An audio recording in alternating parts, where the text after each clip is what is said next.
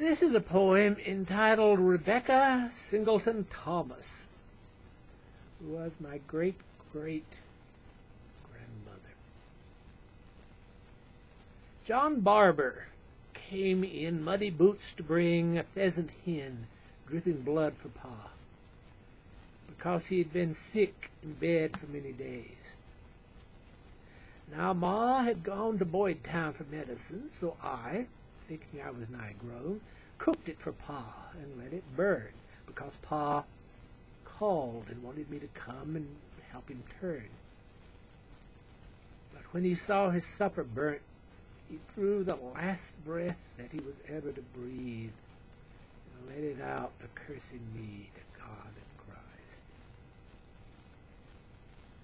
Then Ma was sitting by the fire one night, when all we children slept, stirring the ashes with her stick. She looked, and there was Pa in there, his beard all bristling out on him, his face made out of flame, all hell in his eyes, looking back at her. He left that house, that farm, that state behind, where my 3 brothers and I had grown up wild, and we trudged the mountains whose shoulders brushed the clear blue sky to come to Tennessee. I met my Richard here, a troubled, sad, religious man, and married him. We had 9 children born before the war, and all of them had lived. He hated slavery, but then who would feed that many mouths if he took off to fight the Rebs?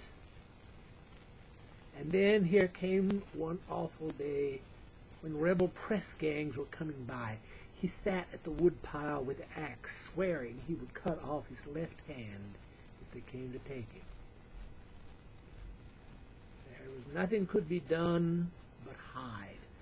So Richard and some other men from there, who thought they had more part with their own kin than they had with Lincoln and the war, dug out a hiding place in the hillside in the woods, stocked corn and wheat out there, and quilts, and ran there if they heard of soldiers near.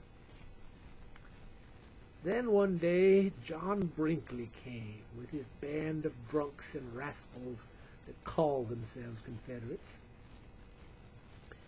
with not so much as a gray coat to bless their mangy backs, and asked where Richard was. He was worth $5 to those bitches' sons. But when I wouldn't tell them where he was, they took my youngest boy, David, not 6 years old by then, and stood him on the eating table, a noose round his little neck. I guess you'll tell us now, he said. But I was mad as hell. I've got 3 brothers wearing blue, and they all know your names and where your families live, I told that dog. Now leave my house and kids in peace.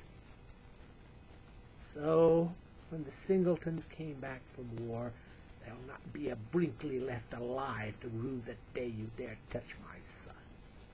And I drilled holes in him with my eyes that can back down a snarling dog. And Johnny Brinkley and his fools rode off and never said